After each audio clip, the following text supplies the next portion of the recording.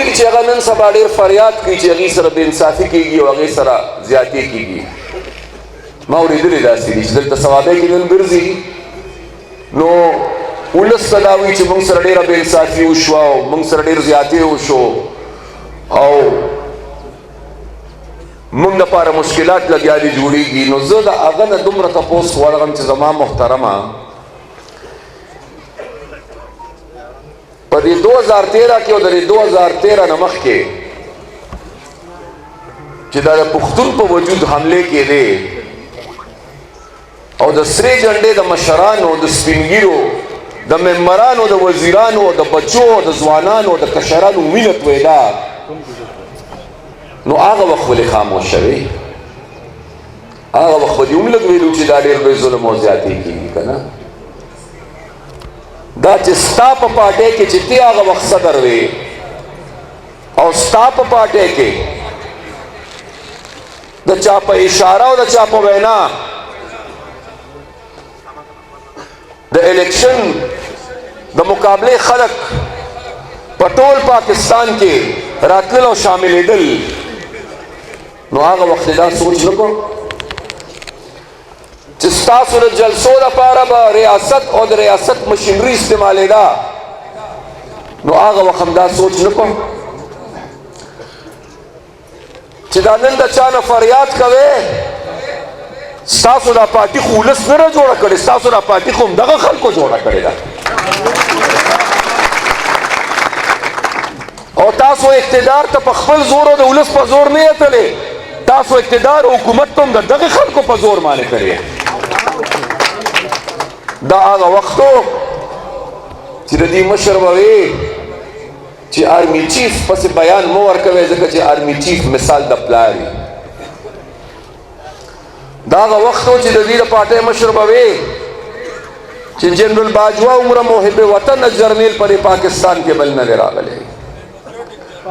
دا هغه وخت و چې ده به وې چې د باجوه عمره جمهوریت پسند جرنیل پاکستان ته لا نه دی راغلی اوسه پورې دا هغه وخت و چې د هغه 3 کاله پوره شو نو انعام یې وله ورکه چې 3 کاله نور تېر کړه ځکه چې د ډېر ښه سړي تا د ملک ډېر خدمت وکړه ایکسټنشن یې وله ورکړه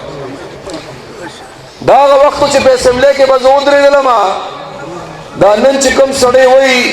چې پښتنو سره زیاتې کېږي دا پښتون هغه وخت د سپیکر په کرسۍ ناست و دا پښتون به په اسمبلی کې پاسېده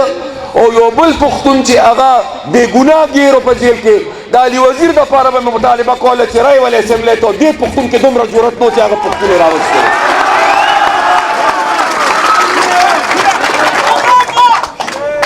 نو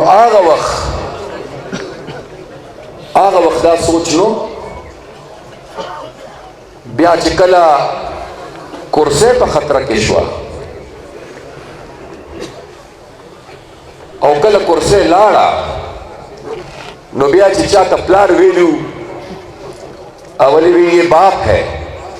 بیا وی یہ غدار ہے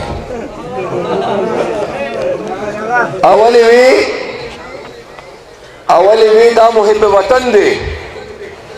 بیا وی میر جعفر دے و میر صادق دے اولی وی دا جمہوریت پسند دے بیا وی امریکہ سره سازش وکړ جمهوریت ته نقصان ورسو او اوس بیا وی راواله اخبار 4 ورځې مخکې اخبار والا ته تپوس کړی دی چې محترمه ته سیاسي خلکو سره پاټو سره خبره ولې نه کوې جواب ورکوي چې سیاسي خلکو سره خبرې کول څه فایده نشته زه خو 1.5 کال داسې فوج سره خبره کول غواړم خو فوج را سره خبره نه نو دلته د پښتنو بچو ته چې کوم